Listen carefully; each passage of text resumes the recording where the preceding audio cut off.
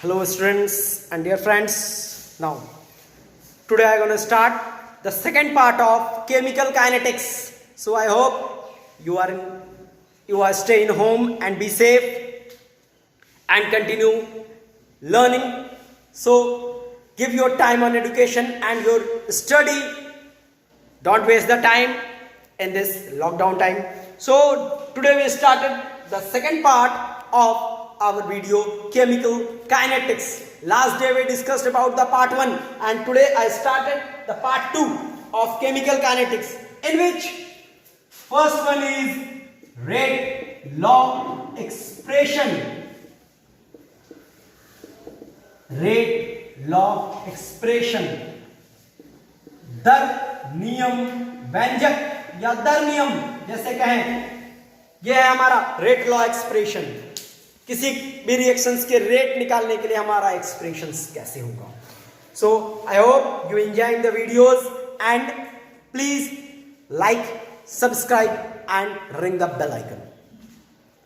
So now next one is that, चलिए अब हम लोग एक रिएक्शन देखते हैं। कैसा रिएक्शन? कोई रिएक्शन है ए बी, रिएक्शन करके बन रहा है सी और डी, सी एंड डी। ये एक रिएक्शन है, कुछ भी आप रिएक्शंस ले सकते हैं। इसके मॉलिक्यूल्स को हमने टेंड किया, मॉलिक्यूल्स को हम लोग डिनोट करते हैं smaller molecules A B C and D. हम लोग अब इसे देखते हैं। क्या एक रूल है दर नियम में, क्या कोई भी रिएक्शन का जो रेट होगा उसकी दर होगी रासायनिक अभिक्रिया की दर, रासायनिक अभिक्रिया की दर। ये जो दर होगी हमेशा डिपेंड करेगा अभिकारक पे, यानी लेफ्ट साइड वाले पे, राइट साइड वाले पे नहीं, क्योंकि राइट साइड वाला बनता है और लेफ्ट साइड वाला यूज होता है। सो लेफ्ट साइड वाले पे डिपेंड करेगी, किस पे? ए पे और बी पे, क्योंकि इधर जितने हैं यहां A B C D E F, right side में जितने मॉलिक्यूल्स यूज होंगे उसका सारे को हम लोग लिखेंगे। इसके ऊपर कुछ मॉलिक्यूल्स है और मॉलिक्यूल्स को कैसे लिखेंगे? पावर के फॉर्म में, जो कि आप लोगों ने केमिकल इक्विलिब्रियम में पढ़ा है। ये हो गई रासायनिक अभिक्रिया की दर किसके इक्विलिब्रियम, किसके प्रोपोर्शनल? अभिकारक की सांद्रता के प्रोपोर्शनल। इसे हम लोग एक तोड़ते हैं, तोड़ने के पश्चात हम लोग बनाते हैं अभिक्रिया की दर equal to K A to the power A B to the power B. क्या क्या हमने प्रोपोर्शनल को हटा करके इक्वल बनाया, जो कि हम लोग सब जानते हैं। प्रोपोर्शनल को हटाने के लिए कांस्टेंट लगाते हैं, के इक्वल टू नियतांक। ये एक नियतांक बना के इक्वल टू, जिसे हम लोग कहते हैं दर नियतांक। कैसे? देखिए, अगर हमने ए की सांद्रता को 1 मोल पर लीटर ले लिया और बी की भी सांद्रता को 1 मोल पर लीटर ले लिया, ऐसा करने के बाद हमारा दर, अभिक्रिया की दर बराबर के इंटू 1 और बन गया अभिक्रिया की दर बराबर के। जब ऐसा होता है अभिक्रिया की दर के बराबर हो जाती है तो के कहलाता है दर स्थिरांक। इसको हम लोग रेट कांस्टेंट कहते हैं। और रेट कांस्टेंट के कुछ कैरेक्टर्स हैं।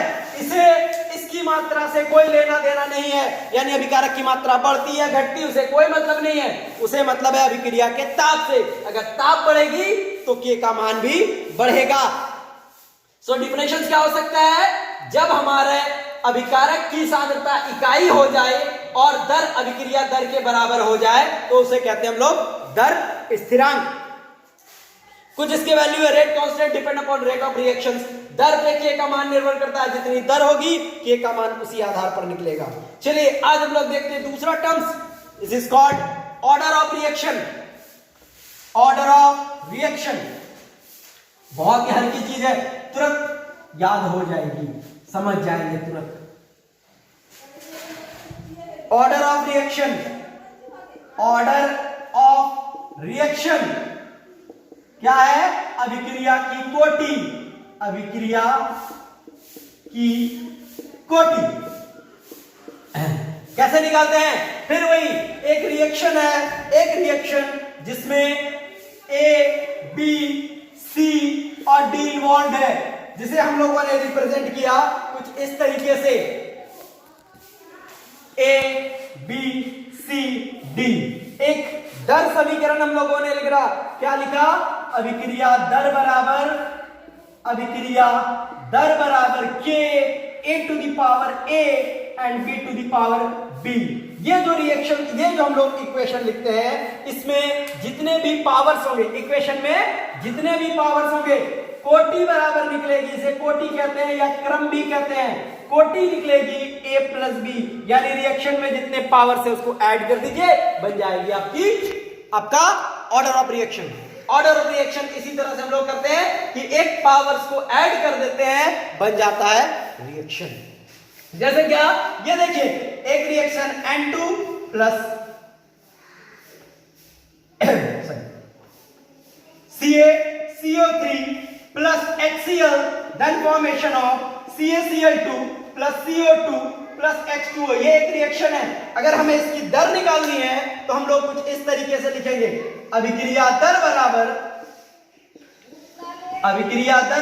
K CaCO3 पे पावर 1 और HCl। रिएक्शन को संतुलित करने के लिए यहां 2 लगाते हैं, HCl पे पावर 2। तो हमारी कोटि क्या बन गई? कोटि बराबर 1 प्लस 2 इक्वल टू 3। कोटि हमारी बन गई 3, जो कि हम लोगों का इस तरह से हम लोग ऑर्डर ऑफ रिएक्शन कैलकुलेट करते हैं। इसमें different types of order of reaction है। ओके,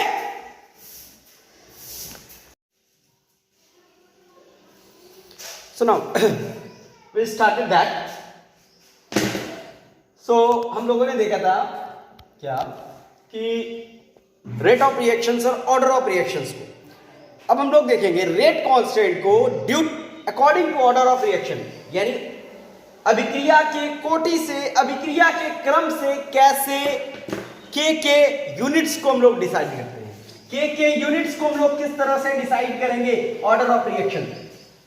ऑर्डर ऑफ रिएक्शन हम लोगों ने देखा, ऑर्डर ऑफ रिएक्शन अभिक्रिया की कोटि कितने टाइप्स के होते हैं। एक पहला तो zero order reaction, zero order reaction,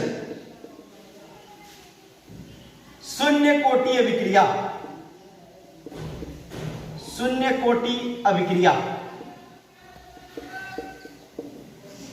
कैसे पता करेंगे ये शून्य कोटि अभिक्रिया है? देखिए जितनी भी अभिक्रियाएं होंगी जो कैटलिस्ट के प्रेजेंस में होंगे, जो उत्प्रेरक की उपस्थिति में होंगी, वो सारी अभिक्रियाएं जीरो ऑर्डर की होंगी। क्या भाई?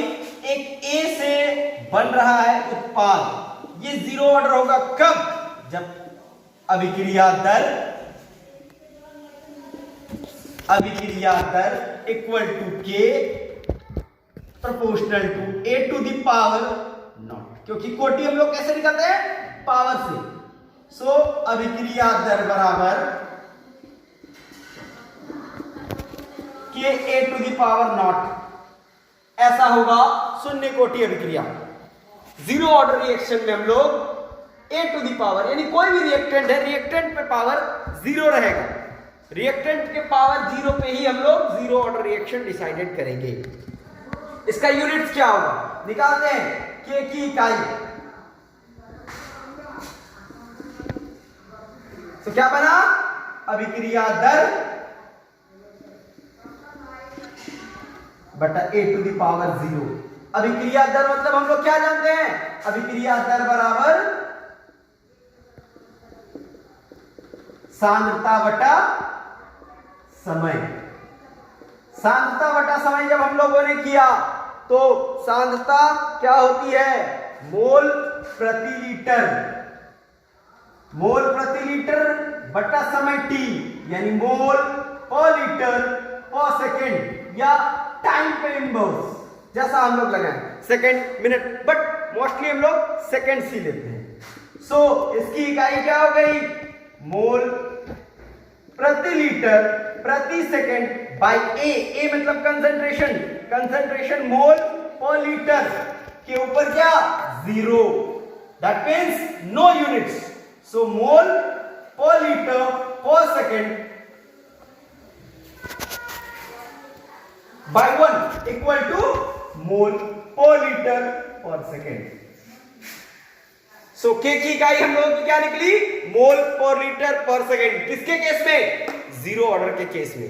जो जीरो ऑर्डर का रिएक्शन होगा उसमें हम लोग ये ऐड करेंगे। So next one is that first order reaction. Next है प्रथम कोटि अभिक्रिया।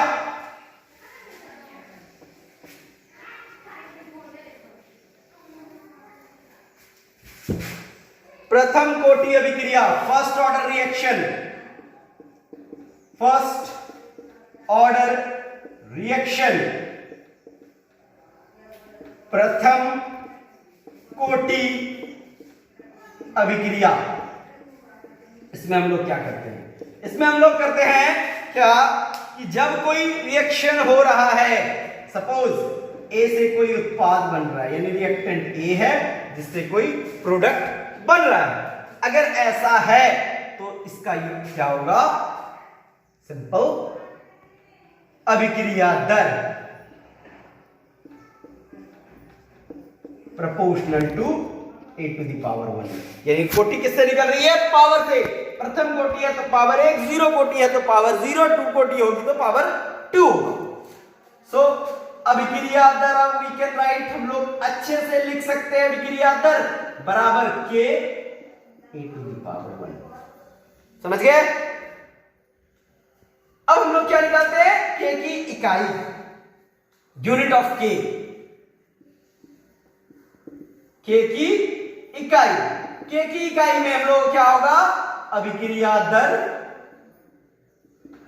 अभिक्रिया दर by A to the power 1। और अभिक्रिया दर क्या होती है? मोल पर लीटर पर सेकेंड, या यूं कहें टाइम। हम लोग इसे ऐसे भी लिख सकते हैं, मोल पर लीटर टाइम इनवर्स। अब टाइम की जगह पे जो भी आए, यानी minute, second, hours, but mostly the SI unit of time is second, so we can write, so we write seconds, यानी इस t की इकाई सेकंड में होती है, इसीलिए हम लोग यहां पे सेकंड ले रहे हैं। नीचे क्या होगा? मोल पर लीटर पे पावर 1। सो देखिए हुआ क्या? मोल मोल कैंसिल, लीटर लीटर कैंसिल, यानी अगर हम लोग इसको कैंसिलेशन करें तो बचेगा सेकंड इनवर्स। सो के की इकाई क्या होगी? Second inverse. ओके, सो देख लीजिए, दैट्स इट।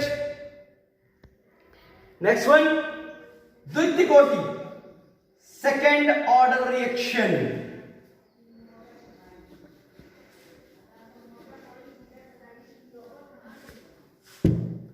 हम लोग देखेंगे सेकेंड ऑर्डर रिएक्शन,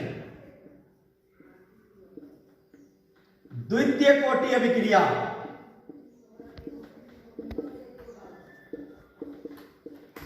जितनी भी रेडियो एक्टिव अभिक्रियाएं होंगी, रेडियो एक्टिव रिएक्शंस होगा, रेडियो एक्टिविटी का रिएक्शंस होगा, वो सारा क्या होगा? First order. ये नोट कर लीजिएगा, all the radioactivity reactions are first order reaction. चलिए फिर अब हम लोग देखते हैं, हमें क्या करना है? सेकेंड ऑर्डर निकालना है। सेकेंड ऑर्डर मतलब पावर 2। इसे हम ऐसे भी लिख सकते हैं, a प्लस बी उत्पाद, क्योंकि हमें दो विकारक चाहिए। इसमें अभिक्रिया दर हम लोग याद करेंगे कैसे? कुछ इस तरह से। अभिक्रिया दर क्या है हमारा? प्रोपोर्शनल टू, या तो a पे पावर 2 लिख सकते हैं, या हम लोग क्या लिख सकते हैं? ये दूसरे वाले, ये इसके लिए है और एक इसके लिए। अभिक्रिया दर प्रोपोर्शनल टू, सॉरी पहले हम लोग इसे कैलकुलेट कर लेते हैं। सो अभिक्रिया दर equal to K A to the power square. देखिए इस चीजों को हम इधर कर दे रहे हैं, अभिक्रिया दर ये अलग, अभिक्रिया दर proportional to a to the power 1 and b to the power 1. So that will be 2। हम लोगों ने इसके एक अणु इसके एक अणु का प्रयोग किया, बन गया 2। तो इसकी भी अभिक्रिया दर क्या हो जाएगी? अभिक्रिया दर बराबर k a⁻1 b⁻1। अब क्या निकालते हैं हम लोग? अब निकालते हैं k की इकाई। फिर वही टर्म्स क्या हो गया? k बराबर अभिक्रिया दर बटा a⁻2।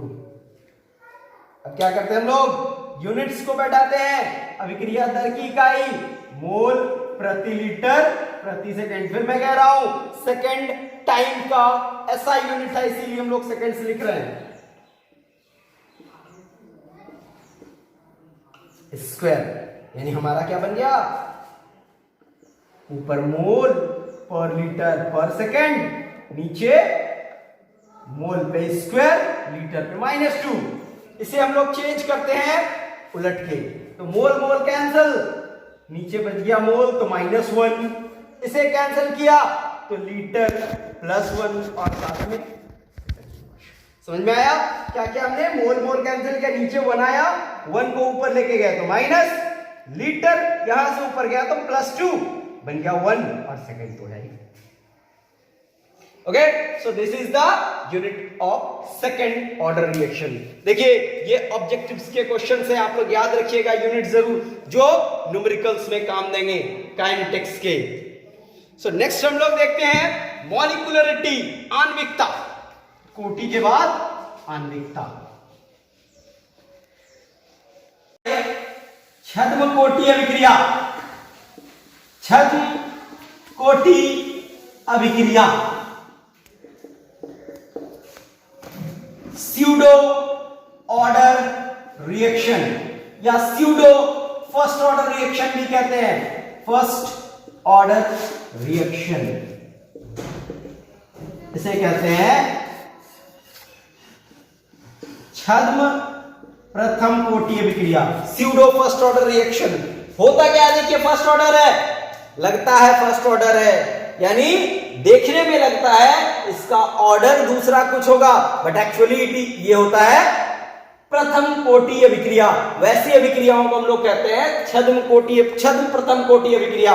जैसे कुछ अभिक्रियाएं जो जैसे hydrolysis of ester, hydrolysis of ester, ester का जल अपघटन। जब हम लोगों ने किसी एस्टर कंपाउंड को वाटर से रिएक्ट करवाया in presence of acidic catalyst, तो बन जाता है एक एसिड और एक अल्कोहल। जब आपका एक खुद कंपाउंड कैटलिस्ट की तरह बिहेव करने लगे, यानी आपका प्रोडक्ट का कंपाउंड कैटलिस्ट की तरह बिहेव करने लगे, वो कहलाता है छद्म प्रथम कोटि। देखिए देखने में ऐसा लग रहा है 1 और 1 2 है और ऑर्डर निकलेगा 2, बट एक्चुअली इसका ऑर्डर सिर्फ एस्टर पे डिपेंड करेगा, वाटर पे नहीं। ऐसी अभिक्रियाओं को हम लोग कहते हैं स्यूडो फर्स्ट ऑर्डर रिएक्शन। देखने में लगेंगे इनके ऑर्डर मोर होंगे, बट एक्चुअली इसका ऑर्डर फर्स्ट ऑर्डर होगा, उसे कहते हैं हम लोग स्यूडो फर्स्ट ऑर्डर रिएक्शन। ठीक है, चलिए अब हम लोग देखते हैं मॉलिक्यूलरिटी। और भी कुछ टाइप्स होते हैं ऑर्डर के, जैसे फ्रैक्शन वाला। अगर सामने कोई बाई में नंबर है, that is called the fraction. कुछ ऐसे एक एग्जांपल्स होते हैं ऑर्डर के, जैसे एक रिएक्शन है ये 1/2b, then formation of AB, A2B।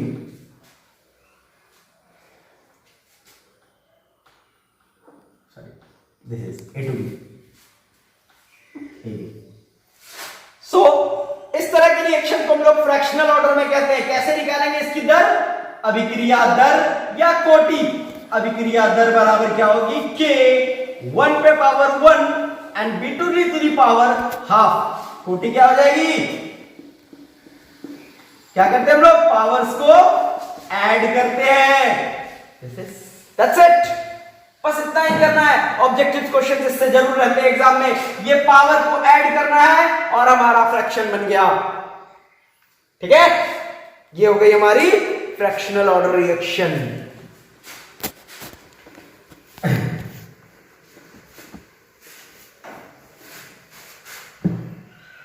अब आते हैं हम लोग आणविकता, मॉलिक्यूलरिटी पे, मॉलिक्यूलरिटी ऑफ रिएक्शन।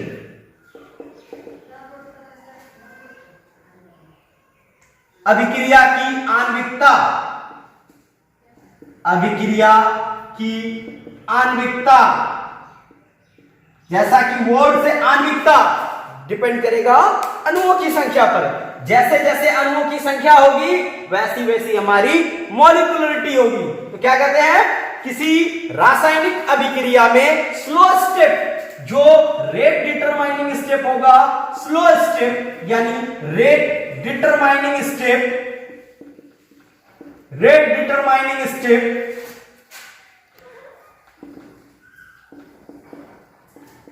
दर निर्धारक पद, दर निर्धारक पद जिससे हम लोग निकालते हैं दर को, उसमें जितने अणु अभिक्रिया में भाग लेंगे उसे ही कहते हैं अभिक्रिया की आणविकता।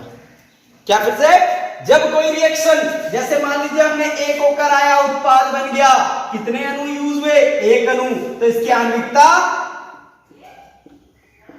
Equal to 1। सो ऐसे हम लोग आणविकता निकालते हैं। क्या, जो स्लो स्टेप होगा, जो रेट डिटरमाइनिंग स्टेप होगा, जो दर निर्धारक पद होगा, उसमें जितने अणु भाग लेते हैं किसी अभिक्रिया की दर निकालने के लिए, उसे कहते हैं आणविकता। सो इस पे हम लोग बहुत सारे दर निकालने के, बहुत सारे आणविकता वाली अभिक्रियाएं होती है। जैसे क्या, इसमें पहला है एकान्विक,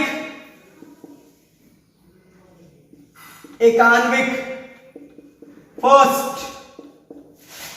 या यूं कहें यूनिमॉलिक्यूलर, यूनिमॉलिक्यूलर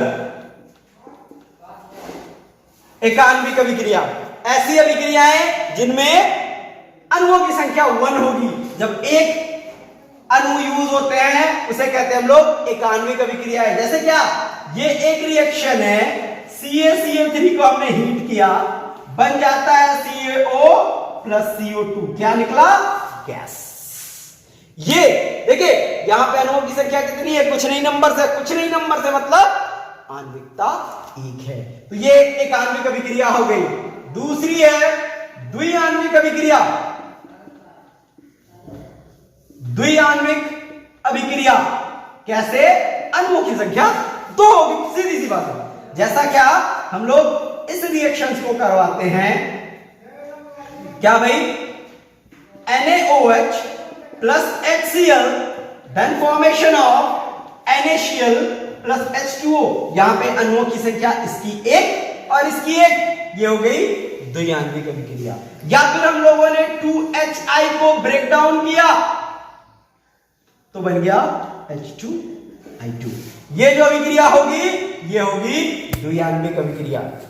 अणुओं की संख्या 2, यहां 1, यहां भी 1, अणुओं की संख्या 2 हो गई। तीसरी है त्रिआण्विक अभिक्रिया, त्रिआण्विक अभिक्रिया, अणुओं की संख्या 3, सीधी सी बात है। कैसे निकाले, त्रिआण्विक अभिक्रिया, अणुओं की संख्या 3 होनी चाहिए। जैसे क्या, हम लोगों ने रिएक्शन कराया, MgCO3 plus HCl, then formation of MgCl2 plus CO2 plus H2O। यहां पे बैलेंस करने के लिए हम लोगों ने लगाया एक नंबर जो है यहां 2। अब देखिए इसका 2, इसका 1, दोनों को ऐड करके आणविक हो गई, आणविकता हो गई 3। यानी 3 अणु यूज होंगे तो आणविकता 3, 2 अणु तो आणविकता 2, 1 अणु तो आणविकता 1।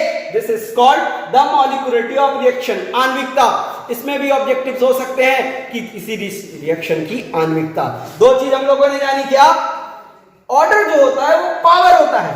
रेट रिएक्शन में जो पावर से लिखते थे कैसे, क्या भाई, यहां अभिक्रिया दर पे जो हम लोगों का के साथ जो ये नंबर के ऊपर पावर आता है, this is called order of reaction.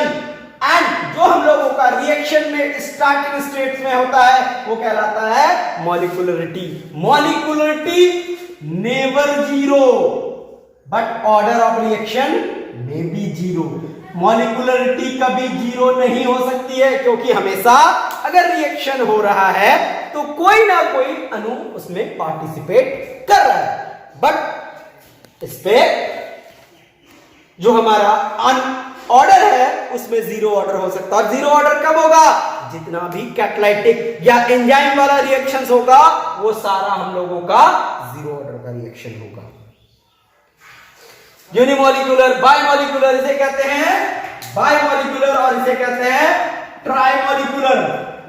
Bimolecular इसे कहते हैं ट्राइमोलिकुलर। सिंपल सी। इसमें कुछ डिफरेंस है मॉलिक्यूलरिटी ऑर्डर में। जैसे क्या? मॉलिक्यूलरिटी जीरो नहीं हो सकती है, ऑर्डर जीरो हो सकता है। मॉलिक्यूलरिटी रेट डिटरमाइनिंग स्टेप है, rate order rate determining step नहीं है। मॉलिक्यूलरिटी एक थ्योरेटिकल कंसेप्ट है, ऑर्डर ऑफ रिएक्शन एक प्रैक्टिकल कंसेप्ट है। ऐसे बहुत सारी चीजें हैं। इस वीडियो में आप लोगों को पीडीएफ का लिंक दे दिया जाएगा, आप उससे नोट्स डाउनलोड कर सकते हैं। ये हम लोगों का है। अब इस पे हम लोग देखते हैं, एक था हम लोगों का integrated rate law method. Integrated rate law method, integrated rate law method, जैसा कि हम लोग जानते हैं समाकलित इंटीग्रेशन, बेसिक इंटीग्रेशन आप लोग सब जानते ही होंगे। उसका यूज हम लोग करेंगे इस जगह पे। समाकलित वेग नियम विधि, समाकलित वेग नियम विधि, इंटीग्रेटेड रेट लॉ मेथड। इसमें हम लोग क्या करेंगे? ऑर्डर्स निकालेंगे। क्या करेंगे? ऑर्डर्स निकालेंगे रिएक्शंस के। रिएक्शंस के ऑर्डर हम लोग जब निकालेंगे तो जिसमें से सबसे पहला आएगा जीरो ऑर्डर रिएक्शन। क्या होगा इसमें? जिसमें अभिकारक पर निर्भर नहीं करेगा। जैसे कुछ यूं, ए से बना उत्पाद, हम लोग क्या जानते हैं? अभिक्रिया दर, रेट, अभिक्रिया दर equal to K A to the power. इससे पहले हम लोगों ने बनाया है के A to the power not. इस अभिक्रिया दर को हम लोग लिख सकते हैं minus D A by D T. पहले लिखा था हम लोगों ने minus D A by D T. के A to the power not का मतलब 1, मल्टीप्लाई करते इसको 1 से। यह है हम लोगों का जीरो ऑर्डर। अब क्या करना है? समाकलित वेग नियम विधि है तो समाकलन करना है। दोनों तरफ समाकलन करने पर, समाकलन करने पर, यानी दोनों तरफ इंटीग्रेशन लगा रहे हैं। इंटीग्रेशन का साइन कुछ इस तरीके का। कैसे? Minus D A by, sorry excuse me, हम लोग कुछ ऐसा कर देते हैं। हम लोगों ने इसको कुछ इस तरह से चेंज कर दिया, minus D A equal to K D T, ऐसा हम लोग लिख सकते हैं। दोनों तरफ अब समाकलन करते हैं। दोनों तरफ समाकलन करने पर देखिए क्या समाकलन हुआ। समाकलन का साइन, इंटीग्रेशन का साइन कुछ इस तरीके का, minus D A equal to integrated K D T. जैसा कि हम लोग जानते हैं इधर एक के टर्म है, इधर एक डी टी टर्म है। के एक कांस्टेंट होता है और कांस्टेंट का इंटीग्रेशन कुछ नहीं होता है। तो माइनस डी ए का इंटीग्रेशन माइनस ए, और के को बाहर निकाला, इंटीग्रेटेड डी टी, माइनस ए बन गया के डी टी, के टी, और इंटीग्रेशन के साथ साथ एक कांस्टेंट टर्म को हम लोग अप्लाई करते हैं। इसके साथ ही अब जो ये बना हम लोगों का माइनस ए के टी प्लस सी, इसे हम लोग इक्वेशन 1 मान लेते हैं। समझ लीजिएगा, के टी और सी इक्वेशन 1 हम लोगों ने मान लिया। इसके बाद हम लोग इधर आते हैं, जो हमारा टर्म है हम लोग मानते हैं if T equal to 0, time अगर स्टार्ट नहीं हुआ है तो A equal to A naught. अगर रिएक्शन स्टार्ट नहीं हुए हैं तो a equal to A naught, t equal to 0। So t तथा a का मान समीकरण 1 में रखने पर क्या कर रहे हैं हम लोग, पुटिंग कर रहे हैं इसका वैल्यूज, t का और a का। तो हम लोगों का क्या बना, minus A naught equal to C, C का वैल्यू, सी का वैल्यू हम लोगों का बन गया if t equal to 0 then we can write minus a0 equal to C. अब क्या करते हैं, c का मान इक्वेशन 1 में रखने पर, इक्वेशन 1 में c का मान हम लोग यूज करते हैं, देन इट विल बी क्या हो गया, minus a equal to K T minus A naught. अब हम लोग इसे इधर लाते हैं, A naught minus A equal to K T, therefore k equal to 1 by T, we can write a naught minus a। और एक और लिख सकते हैं क्या, t equal to 1 by K a naught minus a। This is our reaction जो numericals में use होगा, वो या तो k या तो t निकालने का। a0 क्या है, इनिशियल है, a क्या है, लास्ट है, k और t हम लोगों का बन गया। सो नेक्स्ट वीडियो में हम लोग फर्स्ट ऑर्डर रिएक्शंस को देखेंगे, उसके हाफ लाइफ्स को देखेंगे। तब तक के लिए आप लोग घर पे सेफ